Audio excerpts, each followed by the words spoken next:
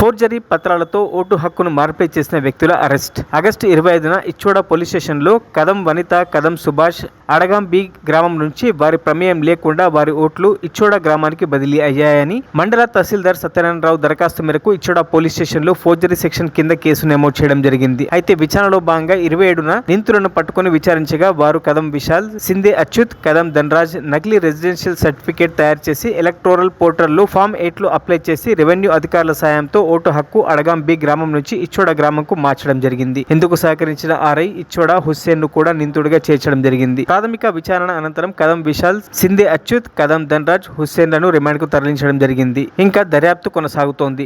విచారణ అనంతరం పూర్తి వివరాలు తెలపడం జరుగుతుందని ఇచ్చోడ సిఏ రాజు ఒక ప్రకటనలో తెలిపారు. 28/2020 రోజు కలెక్టర్ గారికి ఫిర్యాదు చేయడం జరిగింది. ఎంఆర్ఓ గారికి కాపీ తెచ్చి ఇవ్వడం జరిగింది. ఇట్టి వ్యక్తులపై చట్టపరమైన చర్యలు తీసుకొని నాకు న్యాయం చేయగలరని నేను మీ ద్వారా వారికి కోరుకుంటున్నాను.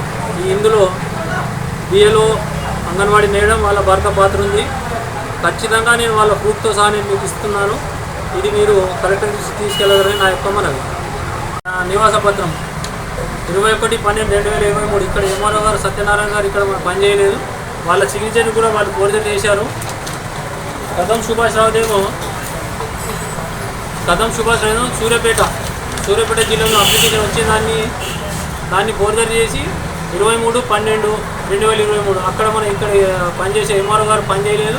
వాళ్ళ ఫోర్జరీ సిగ్నేచర్తో నా ఓటు మార్చడం జరిగింది.